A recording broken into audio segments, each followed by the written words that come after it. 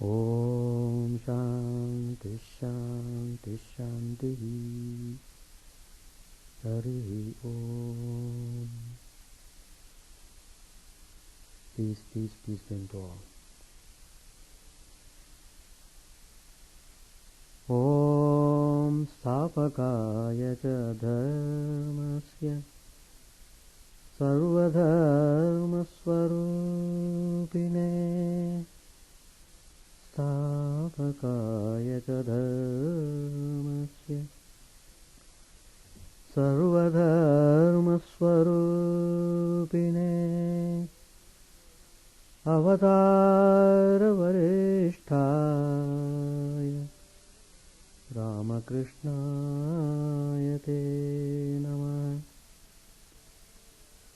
Asato ma sadgamaya tamaso ma jyotirgamaya mrityorama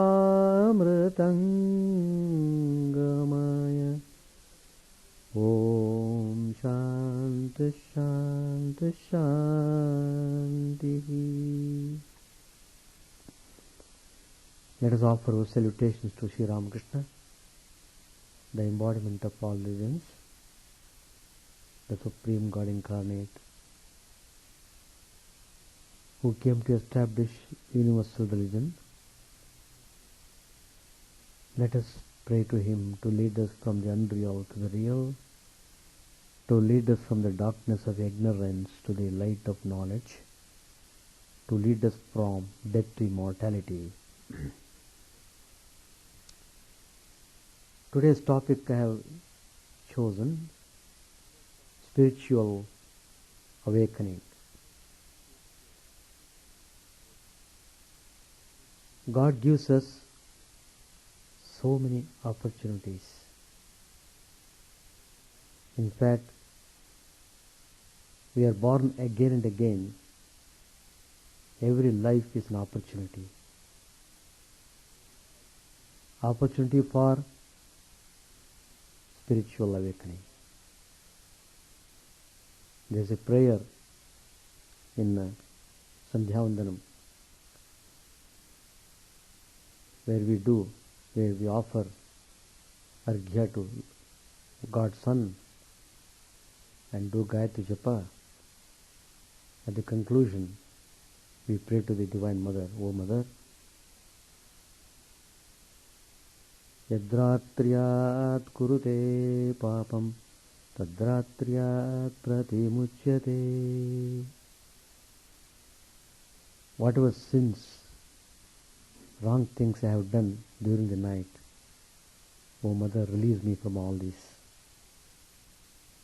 Yadannat kurute papam tadannat pratimuchyate. Whatever sins I have committed during the daytime, please release me from all these sins. Most beautiful prayers.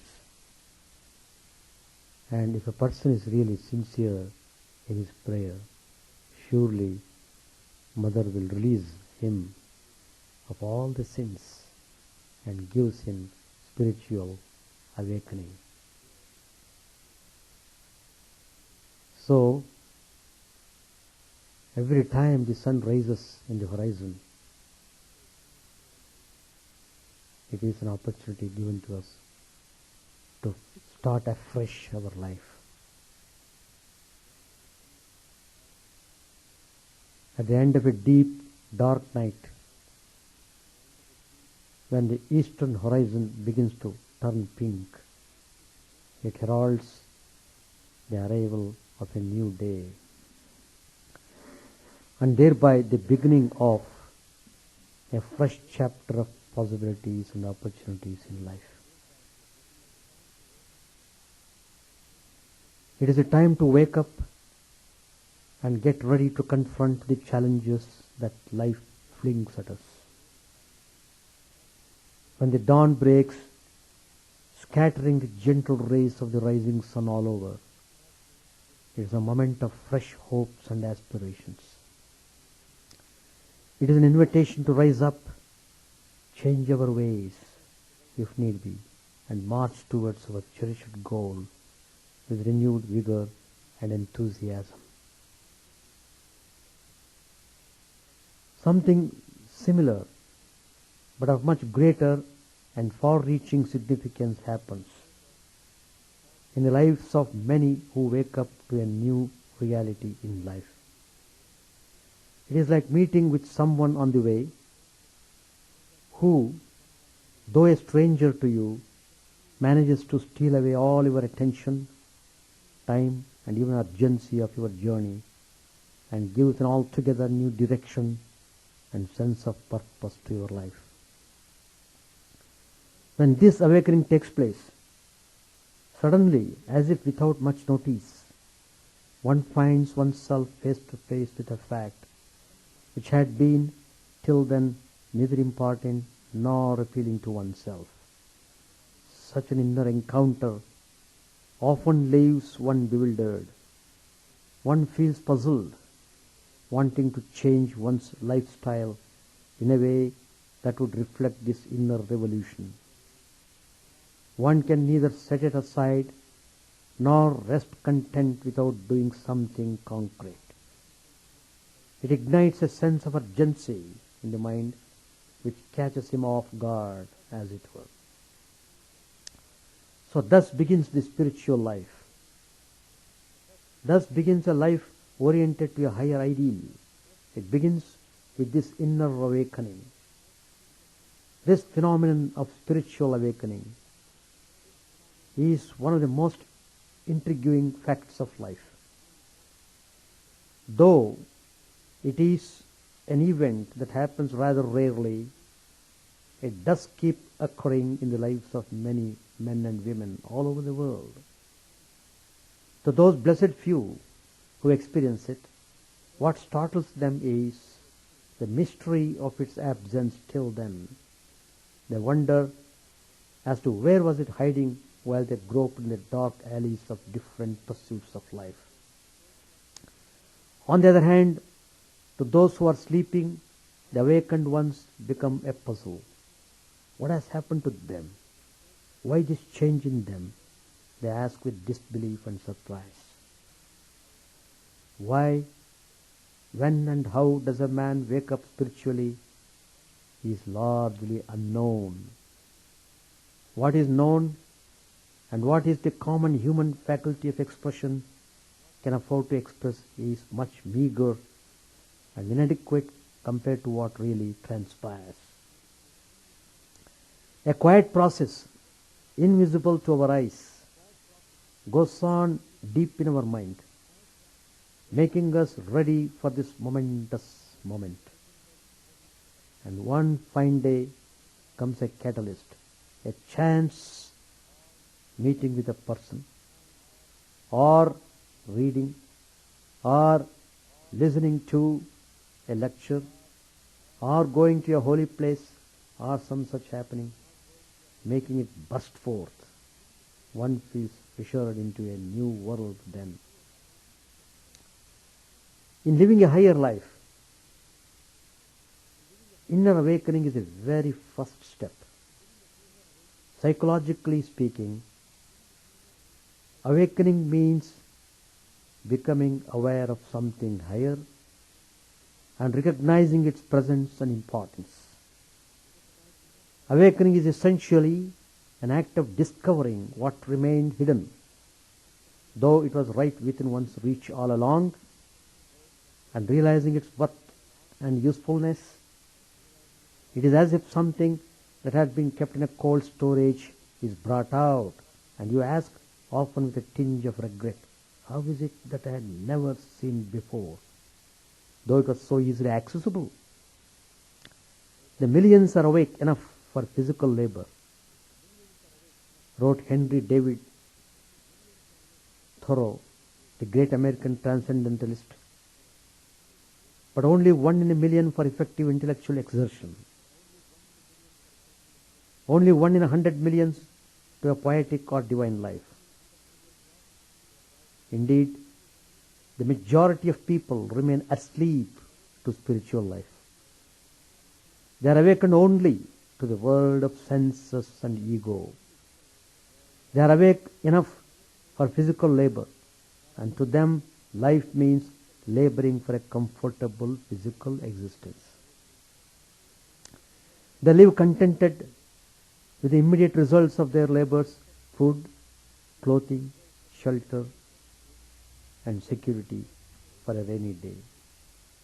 Engrossed as they are in their struggle for existence, their minds are unfit as yet for conceiving any higher purpose of life.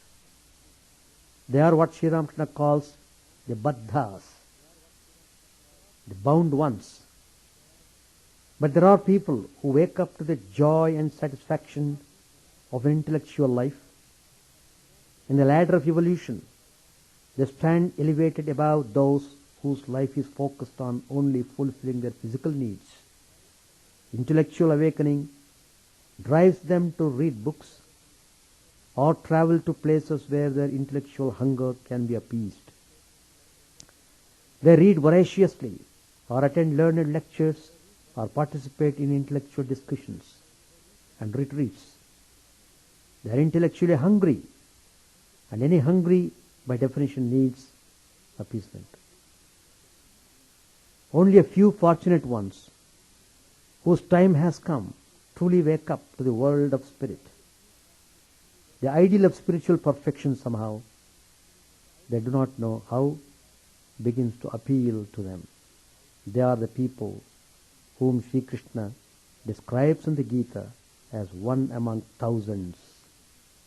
Manushyanam sahasreshu kaschid yatati siddhaye yadatamati siddhanam kaschin mam veti tattvataha. Such people cannot sit idle, spiritually speaking. A strong taste for spiritual life develops in them. They are not bothered what others talk of this change in them, nor are they unwilling to be labeled peculiar by others.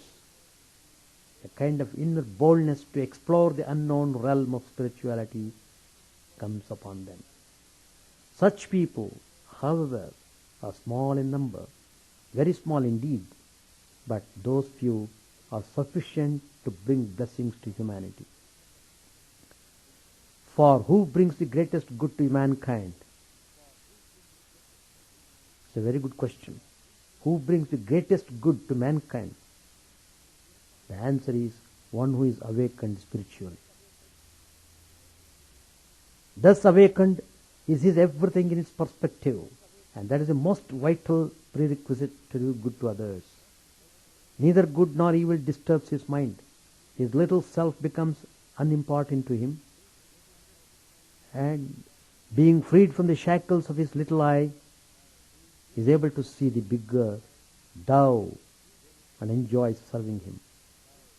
Spiritual awakening brings about a sense of holiness or sanctity in life.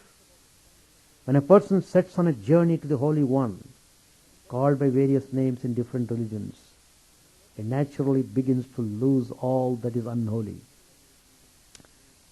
As a man moves towards the east, says Sri Ramakrishna, the west is left behind. Just as one cannot travel towards east and west simultaneously, holiness and unholiness cannot coexist in the same person. An unholy man cannot be holy at the same time, and vice versa. By holiness is meant the sense of oneness with God as exhibited in one's life. The more one feels nearer to God, the farther one goes away from his basal instincts of greed, lust and anger and jealousy and so on. When the mind is thus freed from these bondages, a sense of light pervades one's whole being. A sense of being one with the inherent divinity comes. Holiness is what it is generally called. One doesn't wake up to spiritual life as long as one has not exhausted one's desire for pleasures of the senses. Desires cast a veil of darkness over the mind, stealing away its ability to perceive the to perceive the spiritual reality. Just as at night, the existence of sun looks false and unappealing. Similarly, when desires cloud the mind, the existence of a spiritual reality looks false and unappealing. To a man, on the other hand, who is awakened, one need not tell him to do spiritual practices. Sri Ramakrishna illustrates this through a parable. A child was going to bed and said, "Mummy, if I feel hungry, please wake me up." And the mother said, "I need not do that. Your hunger itself will wake you up." Having broken his slumber, the awakened man naturally feels the importance of spiritual striving. The night of laziness and indifference to spiritual illumination has come to an end for him. Bhagavad Gita speaks of the man who has reached the ideal of spiritual life thus. It tells, "Yanisha sarva bhutanam tasyam jagarti samyami yasyam jagrati bhutani sanisha pashyato munehe." That which is night to all beings, in that the self-controlled man awakes. That in which all beings are awake is night to the self. Self-seeing Muni, sage. Spiritual awakening is a first step towards this supreme state of being awakened. This marks the beginning of spiritual journey. Why do people generally not wake up to spiritual life? As stated earlier, until one has tasted the enjoyments of the world offers, one does not feel any inclination towards God. When one has gone through the promise of happiness which senses offer and seen through their futility, one begins one's search for a higher experience. One has to get conclusively convinced that what one is looking for or is ultimately working for is not to be found in the world, but in the state of consciousness that experiences everything in the world. It is learning to reach our divine core within and finding our joy there. It is searching for the right thing in the right place. Generally, we need experience either by our efforts or by observing others to come to this inner conviction.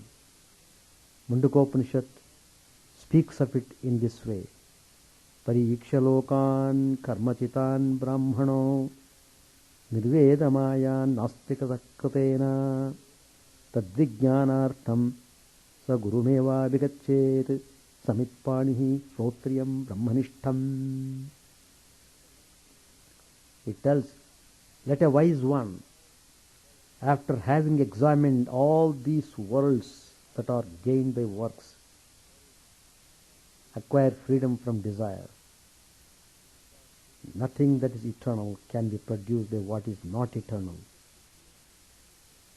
Examining a thing means to see its pros and cons, weighing it on the scale of experience, and seeing how much good it has to offer.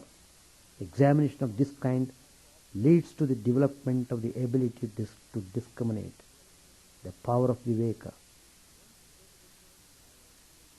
In one's state of ignorance about the real nature of man, which is divine, and a fountainhead of infinite bliss, one seeks fulfillment through satisfying one's desire for enjoyment.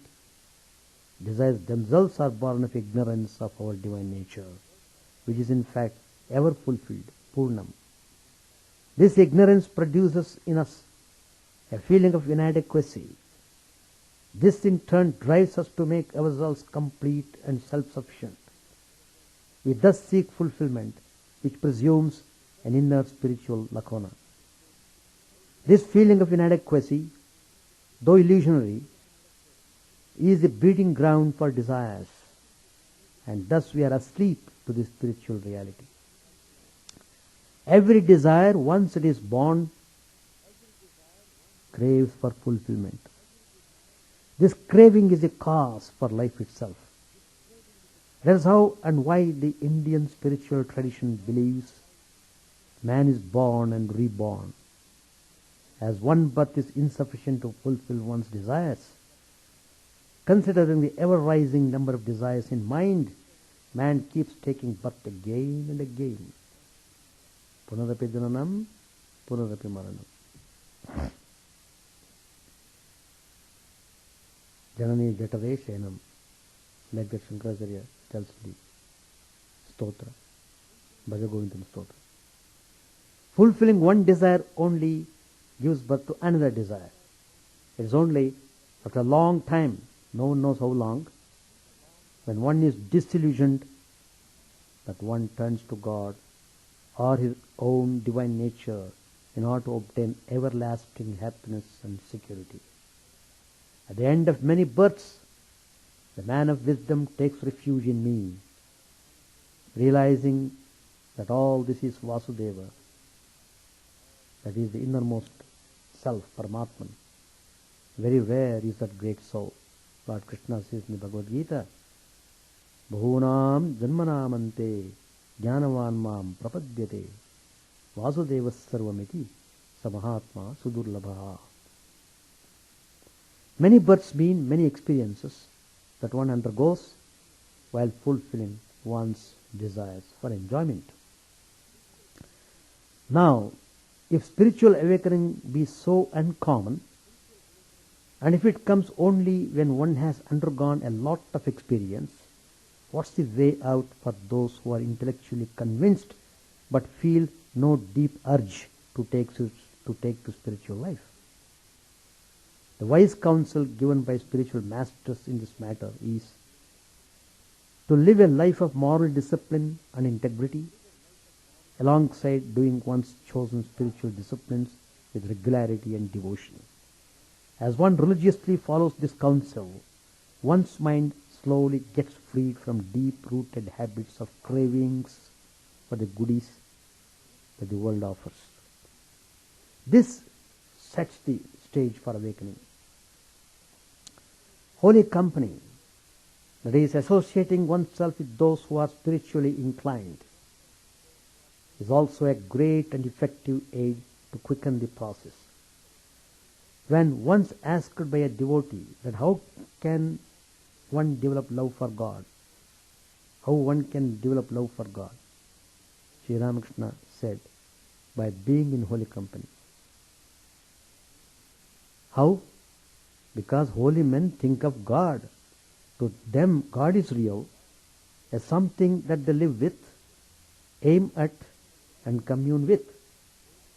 Their life indicates a sense of reality that they have as regards God. When one lives with them, one as well gains a taste for spiritual life that slowly works its way through the inner world of our being. When we wake up in the morning, we naturally ask ourselves, what's my today's schedule of things that I have to attend to? And having asked thus, we plan up and start our day. A man who is spiritually woken up also asks himself, what are the steps I should take to reach the spiritual goal that has dawned upon my mind? He thus begins his spiritual strivings. When one wants to plant a tree in a soil, one has to first make it suitably clear and ready. One may have to remove a lot of weeds that may have been growing there. In spiritual life too, a lot of de-weeding of inner life takes place before the plant of spirituality can take firm roots. Many of our pet notions and attachments will have to be de-weeded before our spiritual efforts start bearing any result. All this begins only when one has woken up. To understand the dynamics of spiritual life, one has to understand the psychological process behind it. The understanding enhances our ability to do our spiritual practices better. Spiritual awakening, Sri Ramakrishna often said, is like the breaking of dawn. And as the orange orb of sun of spirituality rises in our mental horizon, it brings in a new and welcome change in our life's total working. The new direction, fresh outlook that emerges thus is basic to life per se. For if the society is an aggregate of individuals, a change in individual's life is the key to a change in social life too. And a change in individual begins with this awakening. Every religious tradition ultimately aims at bringing about this inner awakening. History is replete with numerous instances of this inner change, and it has aptly been called spiritual conversion of the soul. Being born in the world of spirit, man takes up the most salutary direction that life can have, experiencing the reality called God. So, spiritual awakening is very, very essential. To get spiritually awakened, God gives us opportunities through lives. We are born again and again. Not to waste our life in useless things, but to get spiritual awakening and to march ahead in spiritual journey and reach the goal, to realize the truth, to become really peaceful and happy. That is the purpose of life, especially human life. It's only through human life one gets this kind of awakening. The spiritual awakening comes only in human life, not in the life of even angels. The life of angels is only to enjoy. As long as they are in the heavens, they enjoy. On one fine morning, they disappear. Again they are dropped on the earth. So until and unless they realize the divinity within themselves, they can't really have freedom. So freedom from bondage means getting spiritually awakened and realizing the truth within himself and enjoying the peace and bliss. That is his true nature. So when one gets into that awakening, then his life's goal is fulfilled and the question of being born again doesn't arise.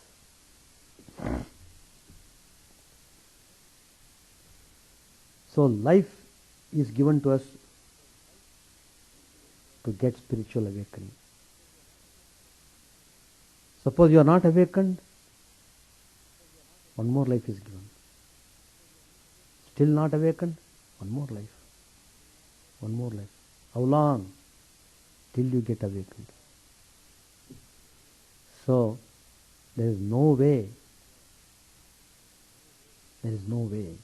If you have to get freedom, freedom from bondage, freedom from worldliness, freedom from the botherations of the enjoyments of the senses, freedom from frustration and disappointments,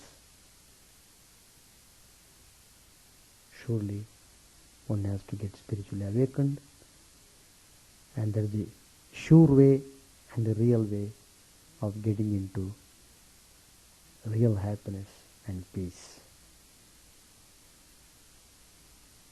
In fact, the other day, one young man came to talk to me, and he was feeling very much frustrated because he was not able to concentrate properly, and though he has many skills, still he is not able to work out. He is not getting proper result, etc., etc. A very good looking young man,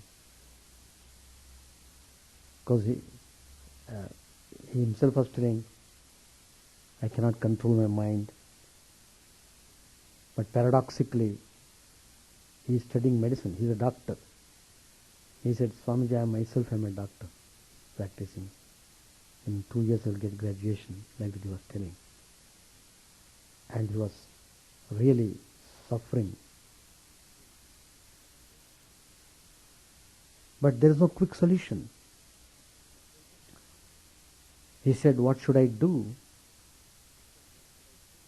See, any psychological problem cannot be solved instantly, because all the causes which are responsible for such state of mind should be diagnosed and removed. Then only mind becomes clear. Then everything works well. So I told him, bear with. There is no quick solution for these problems. You have to bear with. But think positively and keep reading books and keep good company and try to take up any one idea which is likened by you most in any of the passages in our scriptures, Bhagavad Gita, Ramayana. Follow it up in life sincerely. That's the only way to get rid of all these impurities from the mind. Over a period of time, mind is filled up with all this dirt because of our reactions, actions and reactions in the world. So, knowingly or unknowingly, mind is dumped with all sorts of impurities. So we are having the bitter taste of those impurities in the mind. So, you have to pray humbly and you have to bear with all this and you have to continue with striving, but continue with spiritual striving. That's important. As I said, there is no quick solution for this. It needs lot of perseverance and continued thinking and practice in a spiritual way. Anyway,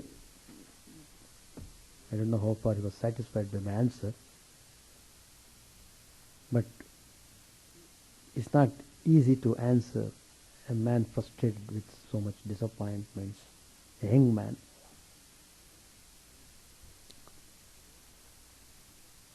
Anyway, spiritual life starts only when you are sincere in your mind. So we have to analyze yourself and come to conclusion.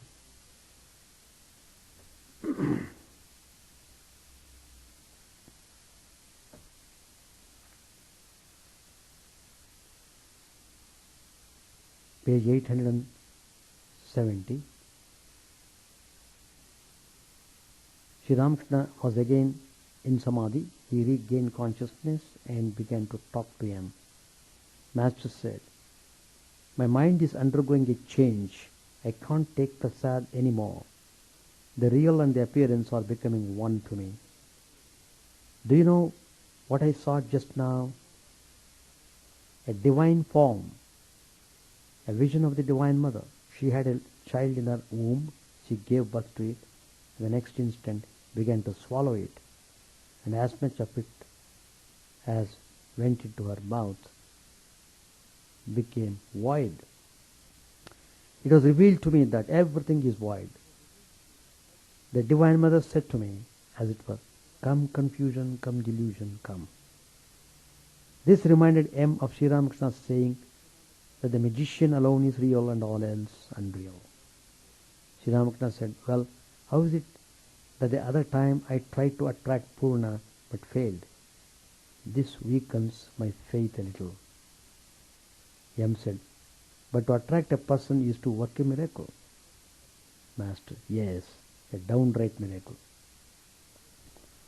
M said, "You remember one day we are returning to Dakshineshwar in a carriage from Adar's house when a bottle broke. One of us said to you, 'Does this mean that any harm will befall us?' What do you think? You said, 'What do I care? Why should I bother about it?' That would be miracle working."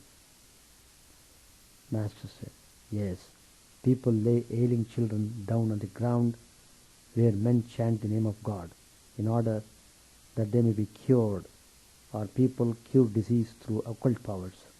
All this is miracle working. Only those whose spiritual experience is extremely shallow call on God for the healing of disease." It was evening. Sri Ramakrishna was seated on his bed thinking of the Divine Mother and repeating her hallowed name. The devotees sat near him in silence. Latu, Shashi, Sharat, the younger Naren, Paltu, Bhupati, Girish, and others were present. Ram Taran of the Star Theatre had come with Girish to entertain Sri Ramakrishna with his singing. A few minutes later, Dr. Sarkar arrived. Doctor said to the master, "I was much worried about you last night at 3 o'clock. It was raining. I said to myself, who knows whether or not the doors and windows of his room are shut." "Really?" said Sri Ramakrishna. He was much pleased at the doctor's love and thoughtfulness for him. Master said, "As long as there is a body, one should take care of it. But I find that the body is quite separate from the self.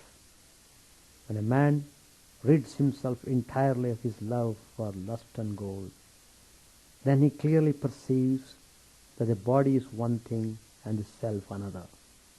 When the milk inside the coconut is all dried up, then the kernel becomes separated from the shell. You feel the kernel rattling inside when you shake the coconut. Or it is just like a sword and its sheath. The sword is one thing and the sheath is another. Therefore I can't speak much to the Divine Mother about the illness of the body." Girish to the devotees. Pandit Shashadhar said to him, meaning the master, "Please bring your mind to bear on the body during samadhi. That will cure your illness." And he, the master, saw in a vision that the body was nothing but a loose mass of flesh and bones. Master said, "Once a long time ago, I was very ill. I was sitting in the Kali temple. I felt like praying to the Divine Mother to cure my illness, but couldn't do so directly in my own name. I said to her, 'Mother, Hriday asks me to tell you about my illness.' I could not proceed any farther. At once there flashed into my mind the museum of the Asiatic Society and a human skeleton strung together with wire. I said to her, 'Please tighten the wire of my body like that, so that I may go about singing your name and glories. It is impossible for me to ask for occult powers.' At first Hriday asked me. I was then under his control to pray to the Mother for powers. I went to the temple. In a vision I saw a widow, 30 or 35 years old, covered with filth. It was revealed to me that occult powers are like that filth. I became angry with Hriday because he had asked me to pray for powers. Ramtaran began to sing, "Behold my veena, my dearly beloved, my lute of sweetest tone. If tenderly you play on it, the strings will waken at your touch to rarest melodies. Tune it neither low nor high, and from it in 100 streams the sweetest sound will flow, but over slack the strings are mute, and overstretched they snap in twain." Doctor said to Girish, "Is it an original song?" Girish said, "No, it is an adaptation from Edwin Arnold. Ramcharan sang from the play The Life of Buddha. We mourn for rest, alas, but rest can never find. We know not whence we come, nor where we float away. Time and again we tread this round of smiles and tears. In vain we pine to know whither our pathway leads, and why we play this empty play. We sleep, although awake, as if by a spell bewitched. Will darkness never break into the light of dawn? As restless as the wind, life moves unceasingly. We know not who we are, nor whence it is we come. We know not why we come, nor where it is we drift. Sharp vows dart forth on every side. How many drift about, now gay, now drowned in tears. One moment they exist, the next they are no more. We know not why we come, nor what our deeds have been, nor in our bygone lives how well we played our parts. Like water in a stream, we cannot stay at rest. Onward we flow forevermore. Burst thou our slumbers bars, O thou that art awake. How long must we remain enmeshed in fruitless dreams? Are you indeed awake?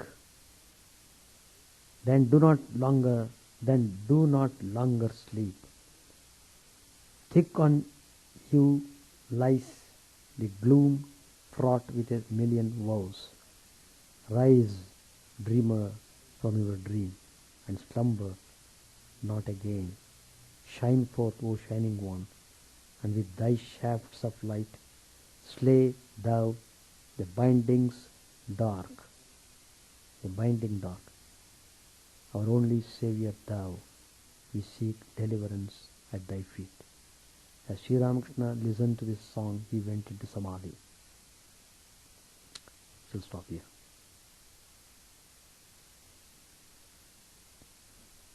Any questions?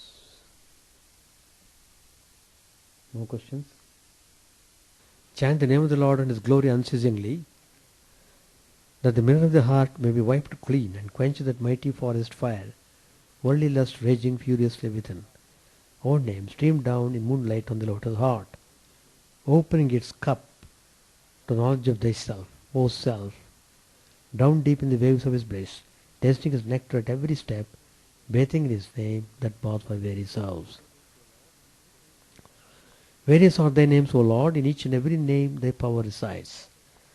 No times are set, no rites are needful for chanting of thy name. So vast is thy mercy. How huge then is my wretchedness, who find in this empty life and heart no devotion to thy name. O my mind, be humbler than a blade of grass. Be patient and forbearing like a tree. Take no honor to thyself, give honor to all. Chant unceasingly the name of the Lord. O Lord and soul of the universe, mine is no prayer for wealth or retinue. The playthings of lust or the ties of fame. As many times as I may be reborn, grant me, O Lord, a steadfast love for thee. A drowning man in this world's fearful ocean is thy servant, O sweet one. In thy mercy, consider him as dust beneath thy feet.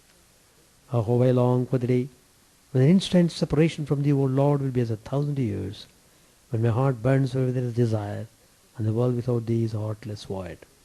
Prostrate at thy feet let me be, in unwavering devotion, neither imploring the embrace of thine arms, nor bewailing the withdrawal of thy presence, though it tears my soul asunder. O thou who stillest the hearts of thy devotees, do with me what thou wilt, but thou art my heart's beloved, thou and thou alone.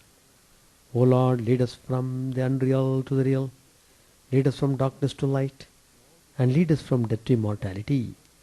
May all be free from dangers, may all realize what is good, may all be actuated by noble thoughts, may all rejoice everywhere. May all be happy, may all be free from disease, may all realize what is good, may none be subject to misery. May the wicked become virtuous, may the virtuous attain tranquility, may the tranquil be freed from bonds, may the freed make others free. May good be done all people. May the sovereign righteously rule the earth. May all beings ever attain what is good. May the worlds be prosperous and happy. May the clouds pour rain in time. May the earth be blessed with crops. May all countries be freed from calamity. May holy men live without fear. May the Lord, the destroyer of sins, the presiding deity of all sacred works, be satisfied. For he being pleased, the whole universe becomes pleased. He being satisfied, the whole universe feels satisfied.